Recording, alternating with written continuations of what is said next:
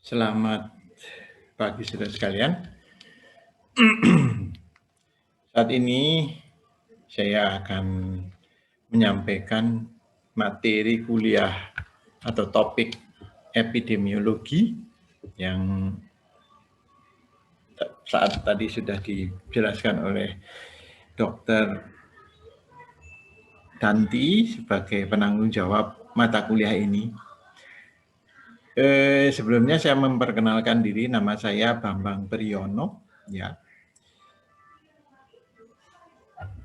dulu saya memang mengampu sendiri mata kuliah ini, tapi karena ini menjadi topik dan kita membagi kepada staf di kedokteran gigi, KGM ya, kesehatan gigi masyarakat dan preventif dentris ini, untuk memegang mata kuliah ini secara bersama-sama sehingga kita bisa memahami lebih dalam mengenai ilmu ini dan banyak melakukan diskusi.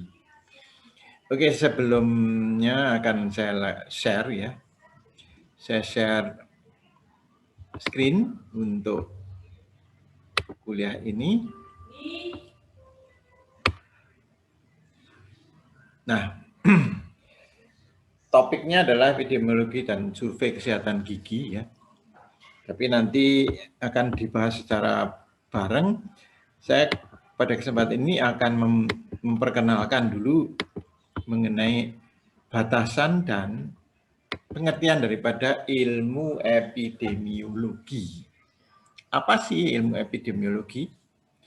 Nah, kalau kita bicara mengenai ilmu epidemiologi, maka dia seperti ini ya, kita masuk ke satu teka-teki ya. Ini teka-teki di mana kita bisa menemukan berapa puluh kepala yang ada di sini. Seperti epidemiologi ini satu kepala, ini kepala, ini kepala, ini juga kepala, ini juga kepala, ini juga banyak sekali. Suatu puzzle, satu teka-teki ya. Oke.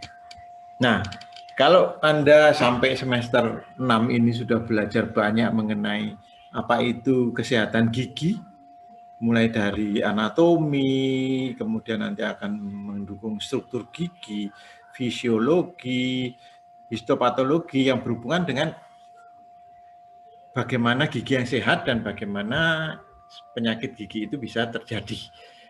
Nah, untuk epidemiologi kita akan keluar sedikit dari ilmu-ilmu yang mendasari pengetahuan Anda mengenai kesehatan gigi. Karena apa? Ilmu ini lebih ke arah ilmu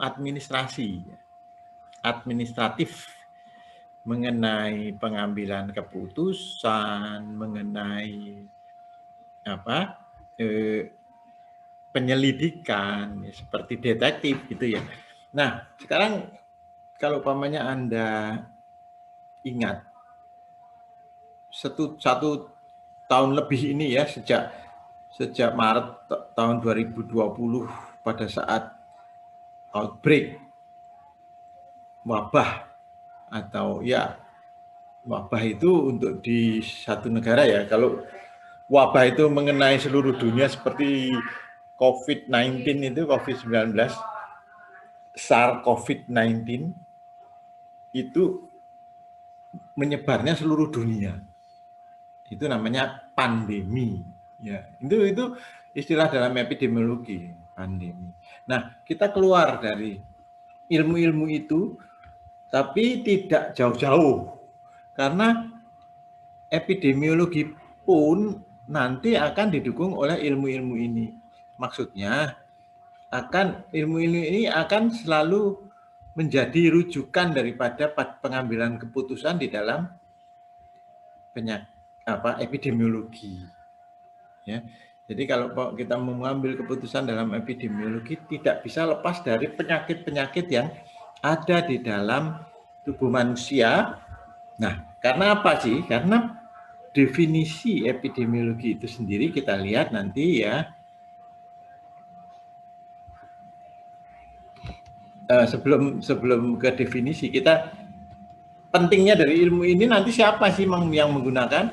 Apakah hanya seorang dokter gigi biasa bekerja di klinik? Oh, sudah enggak lagi. Karena itu akan berkaitan dengan ini. Nah, ini Kabinet Indonesia Maju. Loh, kok sampai Kabinet Indonesia Maju ini bicara apa ya? Karena yang menggunakan ilmu itu ini. Salah satunya adalah di Menteri Kesehatan. Di sini siapa nih? Saya tidak bisa melihat, kecil sekali. Ya Pak Jokowi ini. Pak Jokowi melihat bahwa masyarakat Indonesia terkena penyakit. Maka dia bertanggung jawab pada kejadian penyakit itu sehingga dia memerintahkan kepada menterinya untuk menyelidiki penyakit itu apa sih? Penyakit COVID-19 itu apa? Penyebabnya apa? Terus menyebarnya bagaimana? Nah, itu ilmu epidemiologi. Bagaimana suatu penyakit menyebar di satu populasi? Itu adalah bidang kajian dari ilmu epidemiologi. Bagaimana penyakit itu menyebar? Apa saja yang berpengaruh di dalam peri kehidupan manusia ya, bukan lagi peri kehidupan kumannya. Karena gini, penyakit itu bisa menyebar karena perilaku kumannya. Bisa masuk ke dalam tubuh itu karena perilaku kumannya dan adanya kesempatan untuk bisa masuk. Nah, sedangkan penyakit itu bisa mengenai banyak orang, itu enggak lagi bicara hanya pada sifatnya penyakit, tapi bagaimana perilaku manusia yang mendukung sehingga perilaku manusia, lingkungan kesehatan, ya, gizi dan sebagainya itu yang perlu dikaji di dalam rangka menentukan bagaimana penyakit itu menyebar. Nah, inilah makanya saya katakan bahwa epidemiologi itu sangat berkaitan dengan ini kabinet. Anda tahu pada saat pembicaraan COVID-19 itu kalau bicara mengenai mau akan ada lockdown atau PSBB sekarang ya, pembatasan sosial berskala besar itu selalu diundang epidemiolog. Karena apa? Karena kita tidak bisa membatasi pergerakan manusia kalau tidak tahu mode of transmission, mode transmisi dari penyakit itu.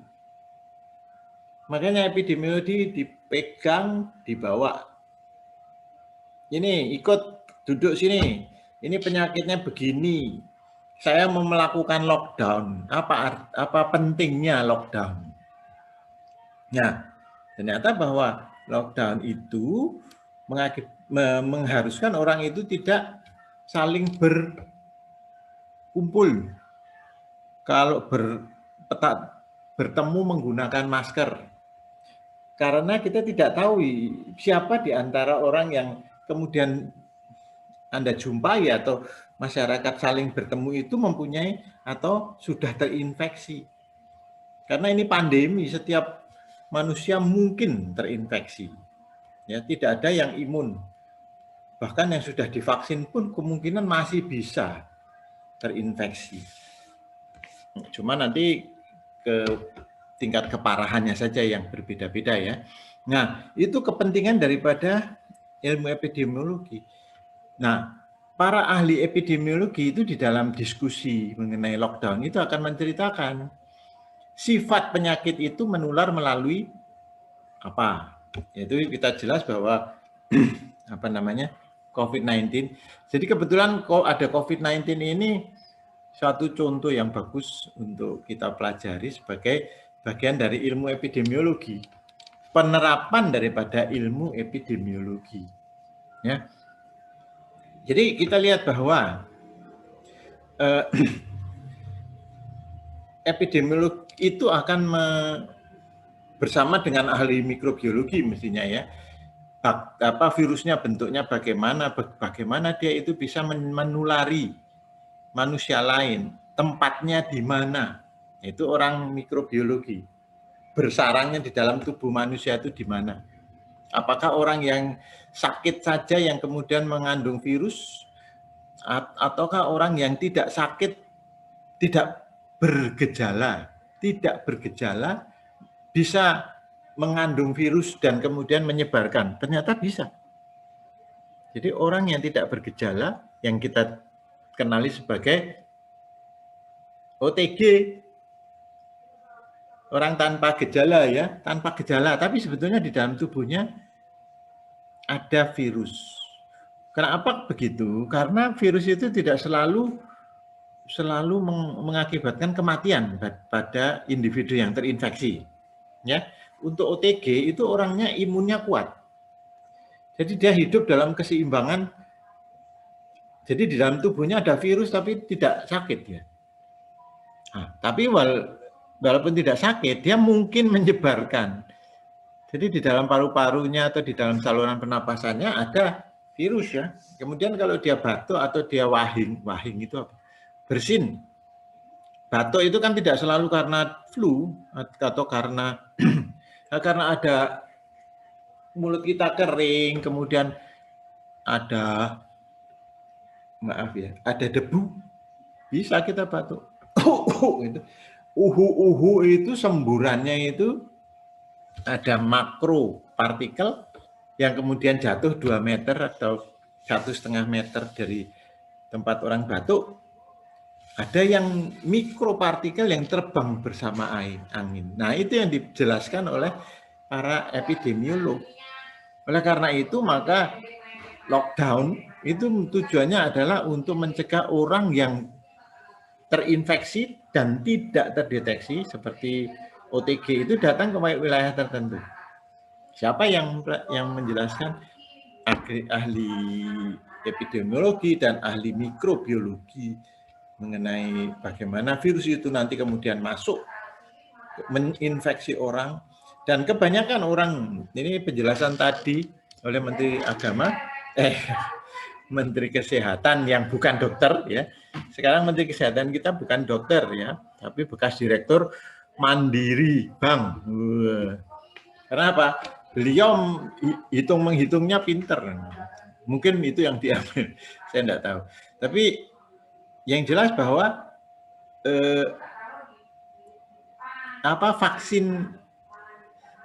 vaksinasi ini Indonesia akan agak terhambat karena pabrik vaksinnya dipakai oleh negara itu sendiri. Sekarang di beberapa negara luar Indonesia itu sudah serangan ketiga.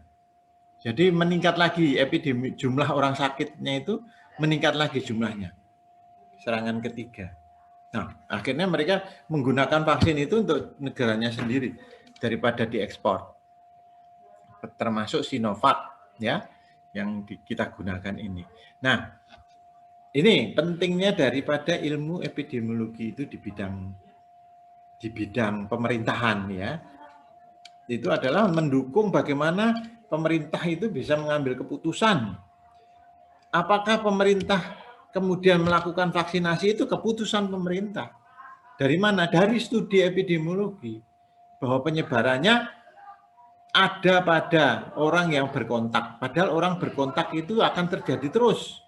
Karena apa? Ada proses jual beli, ada proses pindah tempat. Ya, orang berpindah tempat.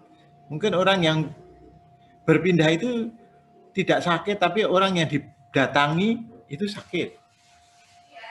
Mungkin orang yang berjualan itu tidak sakit, tapi orang yang belanja sakit. Kemudian orang yang berjualan tertular, ada orang beli baru yang tidak sakit tertular juga.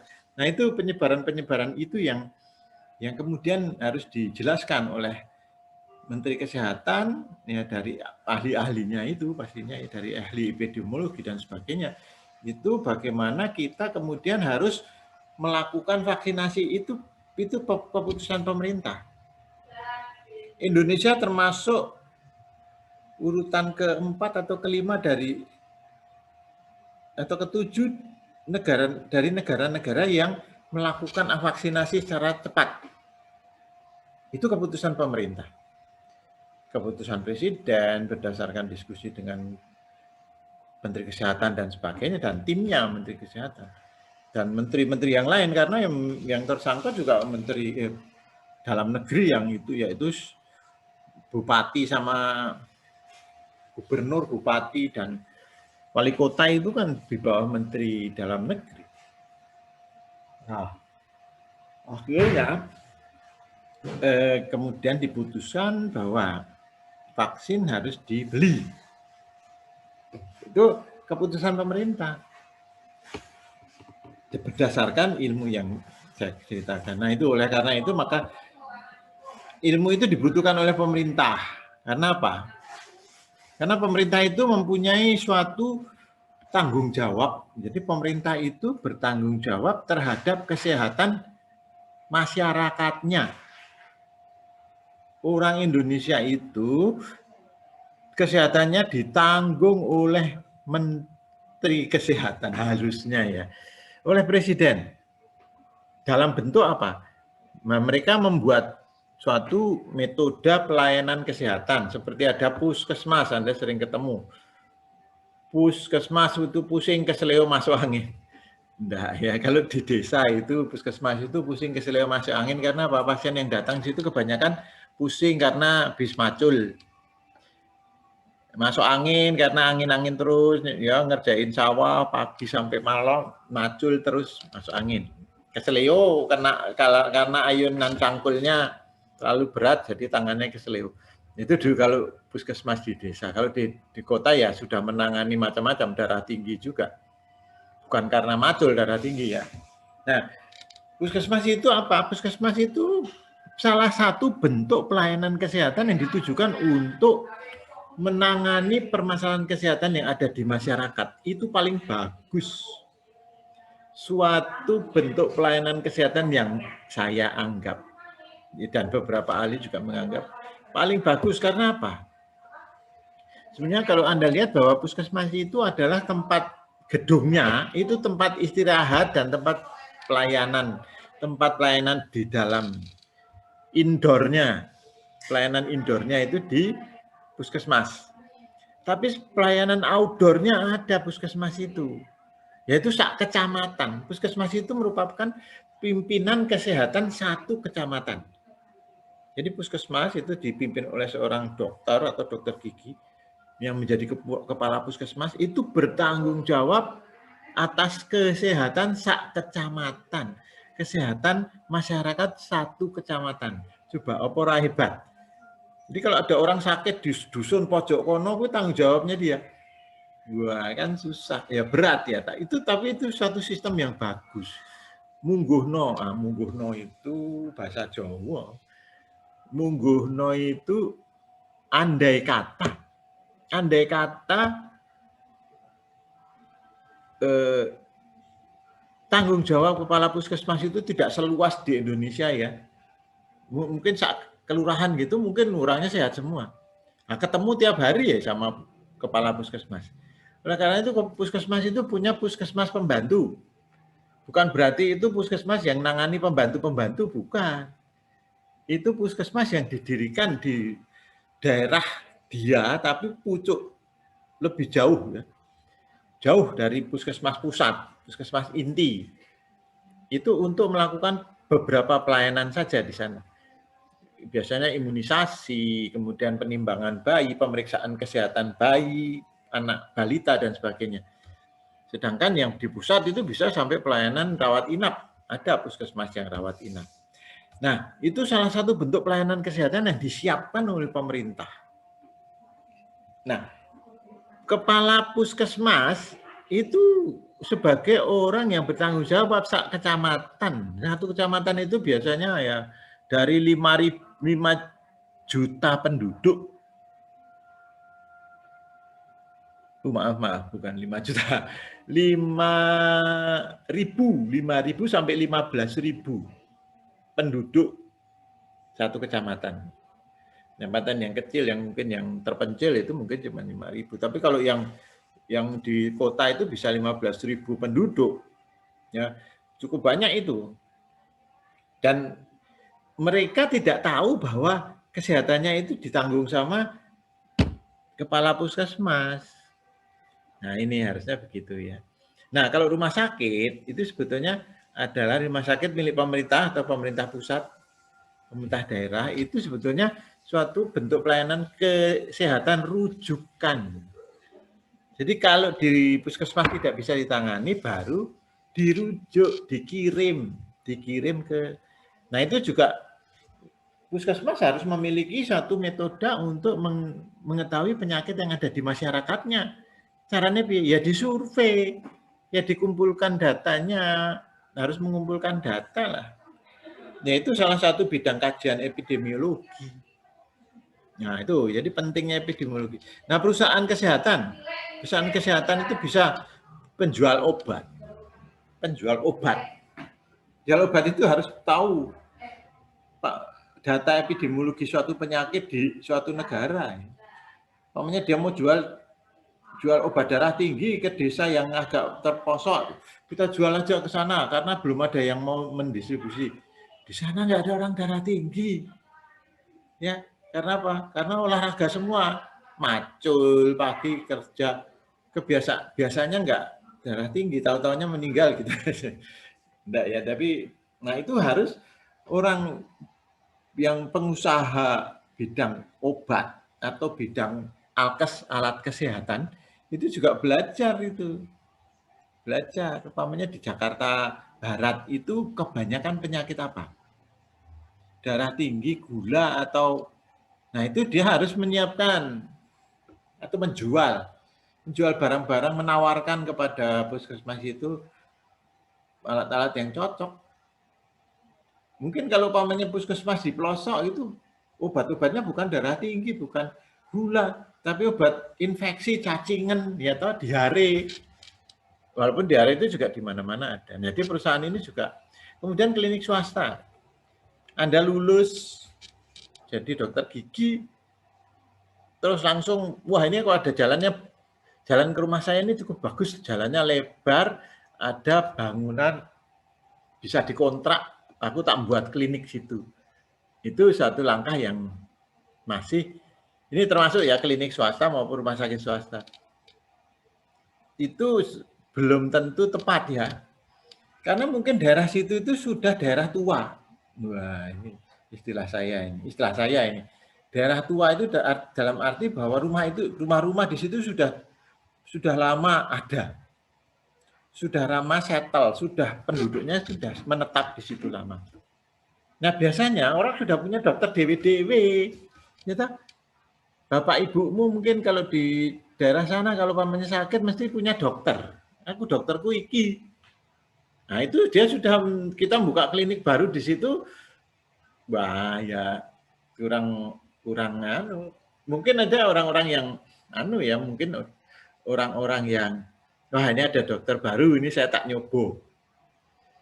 Nah, kalau pamannya pelayananmu kebetulan bagus dan itu pindah, tapi biasanya dia punya klinik, punya tempat-tempat klinik sendiri-sendiri.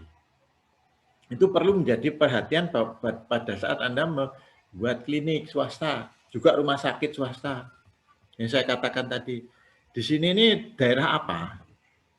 Daerah dekat pasar. Tapi ya memang ini tidak langsung ya. Karena apa?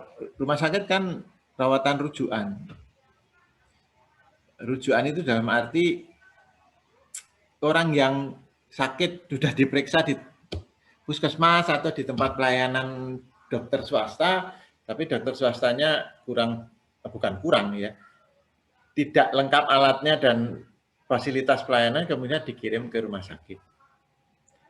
Maka dengan tempat yang tepat, mungkin rumah sakit akan mendapat rujukan banyak daripada kalau dia salah. Rumah sakit spesial paru ditaruh di tengah kota yang kaya, susah itu. Karena apa? Insya Allah orang yang sosial ekonominya baik, jarang yang sakit paru, tidak kena TBC gitu.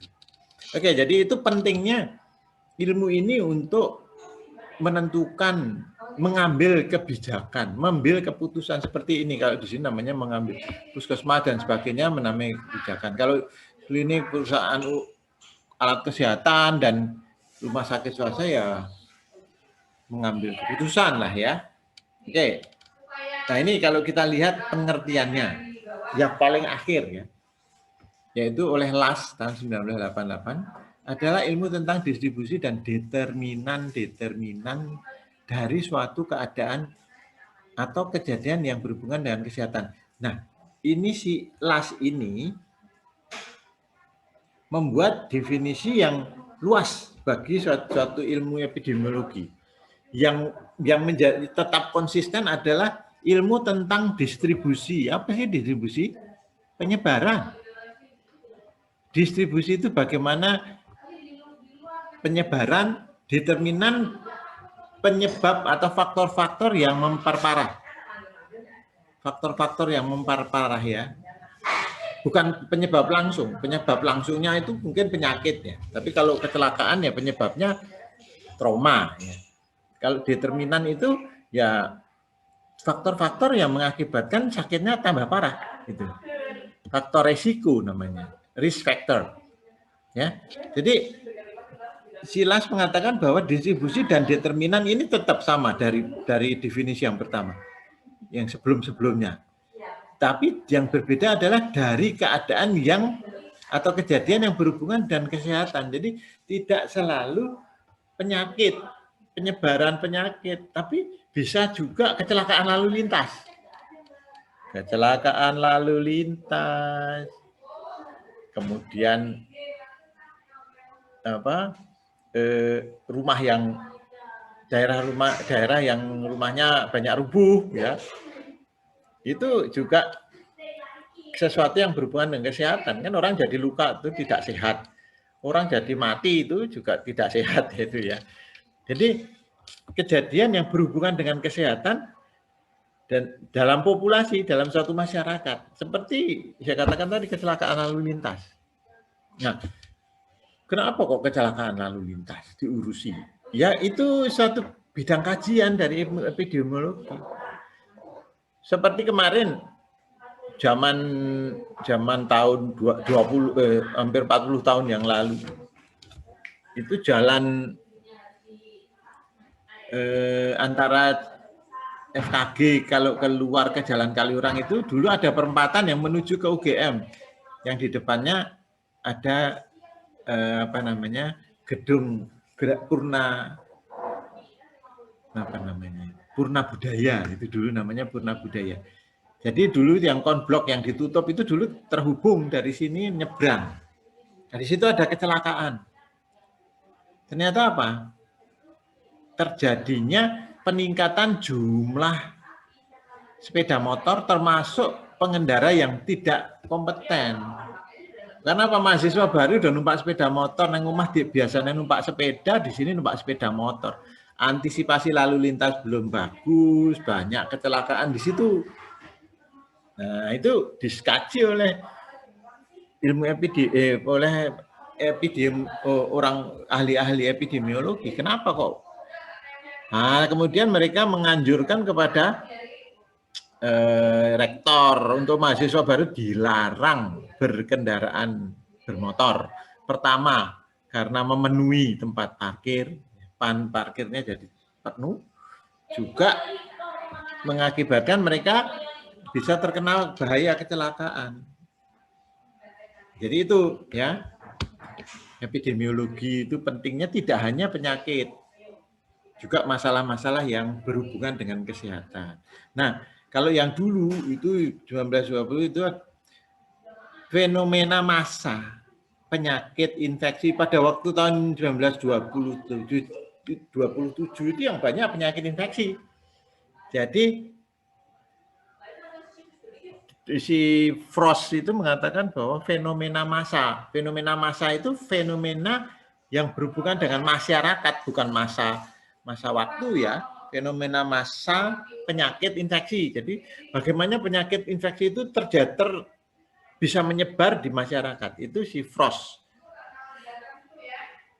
Dan kemudian menyebutnya sebagai epidemi. Jadi penyakit itu kalau menyebar di masyarakat disebut epidemi. Kemudian ilmu tentang apa yang terjadi pada masyarakat ini sebetulnya ini udah lama ya. Epi artinya pada, demos itu rakyat, logos itu ilmu. Jadi ilmu tentang apa yang terjadi pada masyarakat. Ya, misalnya ini bukan cuma penyakit ya, bisa macam-macam. Kemudian ilmu tentang penyebaran dan faktor penentu frekuensi penyakit pada manusia. Ini si McMahon dan Pak Pew. McMahon dan Pew. Jadi menyebar dan menentukan frekuensi. Frekuensi itu apa? Banyaknya. Kan menyebar itu bisa orang terinfeksi. Tapi di daerah sana kok lebih banyak. Itu faktor penentu frekuensi penyakit pada masyarakat. Kenapa di sana banyak? Nah, itu yang kemudian di sini mengandung aktivitas mendeskripsikan penyebaran penyakit pada populasi. Jadi mereka harus menghitung orang yang sakit di sana berapa, siapa saja, ya, jenis kelaminnya apa, gitu. Kemudian sudah menelusuri bagaimana mendeskripsikan penyebarannya, kemudian menelusuri faktor yang berpengaruh. Di sana kok orang yang terkena lebih banyak. Ternyata di sana sering kumpul-kumpul.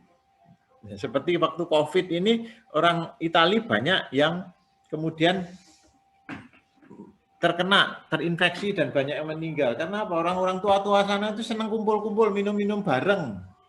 Nah, itu ada yang terinfeksi langsung nyebar gitu aja. Perilaku. Gitu. Jadi menelusuri itu faktor-faktor yang ini, perilaku manusia itu faktor yang berpengaruh. Ya. Sudah virusnya itu gampang menyebar kalau ada orang kumpul-kumpul ya. Nah, itu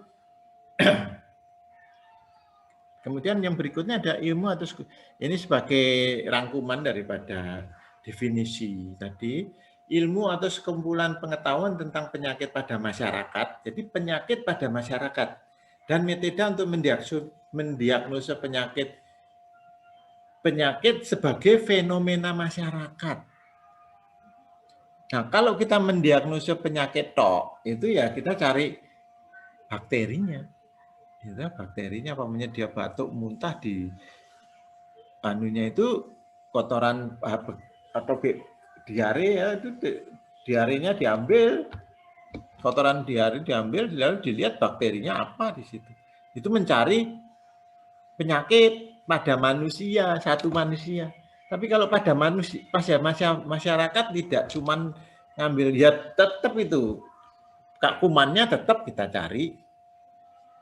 Apakah untuk apa kita cari? Karena kita menentukan orang yang sakit itu sama punya gejala mencret umpamanya gitu. Nah, yang dicari oleh epidemiologi itu adalah mendiagnosa fenomena sebagai fenomena masyarakat.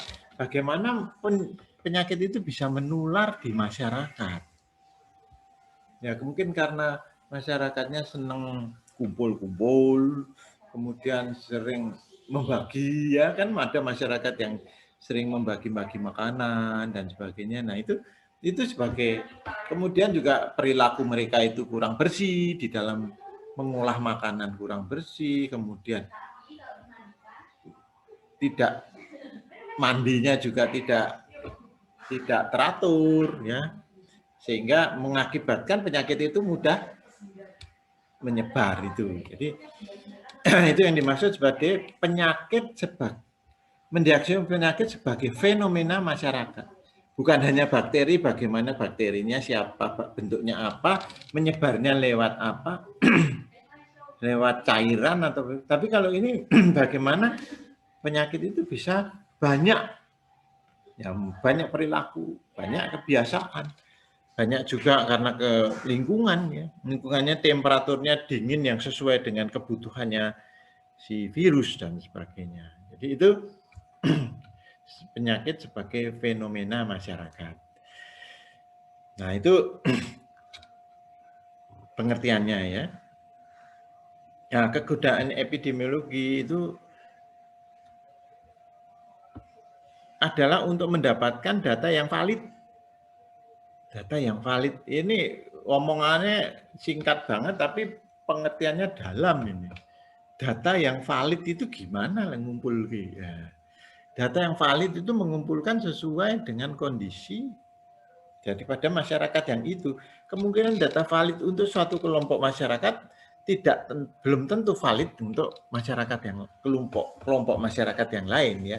Karena apa ya, ada sosial budaya, ada jenis makanan, daya imun dan sebagainya. Nah, itu untuk mendapatkan data yang valid untuk kepentingan penelitian epidemiologi. Nah, ini untuk tahu kenapa penelitian epidemiologi penting. Ya penting banget itu. Seperti COVID ini, penelitian epidemiologi itu ya nanti bagaimana dia menyebar. Bagaimana suatu penyakit itu bisa kemudian menyebar ke banyak orang. Itu mulai dari bagaimana virusnya berada di mana, bagaimana dia bisa menjangkau dunia luar dan kemudian menginfeksi orang lain, itu harus diketahui. Yang kemudian juga kenapa orang itu bisa berkumpul. Nah, itu juga diketahui. Berkumpul karena apa? Sama-sama numpak kereta api atau sama-sama numpak bis. Itu kan berkumpul dalam waktu yang lama dan tidak selalu steady. Dalam arti tidak selalu siap ya. Yang ngantuk, mangap, ada udara lewat mengandung virus dari tetangganya yang duduk di sebelah sana, masuk ke mulut dia, masuk ke hidung dia. Nah, itu karakteristik meneliti karakteristik epidemiologi penyakit. Jadi bagaimana penyakit itu bisa menyebar ke banyak orang. Bukan bagaimana penyakit ini bisa terjadi karena infeksi bakteri. Bakterinya masuk lewat perut atau lewat makan. Tapi bagaimana banyak orang sakit? Nah, itu kajian epidemiologi. Mencari penyebab penyakit dan faktor yang mendukung terjadinya penyakit. Ini sama, ini ya. Penyebabnya penyakit harus diketahui dulu. Virus atau bakteri. Kemudian faktor yang mendukung penyebaran penyakit. Ya. Kemudian untuk perencanaan program. Penting ini. Umpamanya kita sekarang mau memberi vaksinasi dengan Sinovac. Itu kan suatu program. Nah, perlu dulu kita lihat di daerah situ yang terinfeksi berapa orang. Daerah situ tingkat penyebarannya berapa orang. Itu penting itu. Apakah sehari itu ada berapa orang, penduduknya berapa orang, kemudian per hari berapa orang yang kena, itu tingkat penyebaran. Ya. Nah, setelah divaksin, kita lihat lagi tingkat penyebarannya jadi bagaimana. Apakah langsung berhenti? Nah, itu bagus itu. Ya. Kemudian juga kita tahu ketersediaan SDM. Kita mau melakukan program vaksinasi. Dokternya cuma satu sama perawat. Wah, yang mau divaksinasi sekian puluh ribu ya dengkelen dokternya. Ya, maka harus mengundang atau meng-hire tenaga kesehatan lain. Materialnya juga. Kemudian evaluasi program. Nah, itu tadi setelah kita melakukan vaksinasi itu dievaluasi. Harus ada evaluasi. Jangan vaksinasi ya udah suntik. Sing mati ya wis mati apa no. Jangan. Ya tetap harus, kalau umpamanya kita sudah tahu vaksin itu menghambat, maka orang yang terinfeksi harusnya tidak sampai fatal, tidak sampai mati. Bisa sembuh atau mungkin tidak bergejala malah ya toh. Seperti ada itu seorang perawat di RS Rumah Sakit Akademik UGM itu enggak sakit ya, ketawa ketiwi, tapi di swab antigen positif. Karena dia udah divaksin lengkap. Nah, ini untuk evaluasi program itu bisa melihat apakah tercapai atau tidak. Tadi itu ya. Kita sudah mestinya kita harus untuk suatu program itu harus menentukan tolak ukur ya. Dengan vaksin ini maka yang terinfeksi harusnya cuma tinggal 3% gitu, umpamanya dari penduduk. Tadinya 10%. Nah, itu tercapai enggak tolak ukur itu? Terus kendala pelaksanaan programnya apa? Nah, itu untuk evaluasi program. Jadi kita juga menggunakan ilmu epidemiologi ini untuk mengumpulkan data-data itu, ya mestinya dari masyarakat. Oke, mungkin untuk sementara kita hentikan dulu karena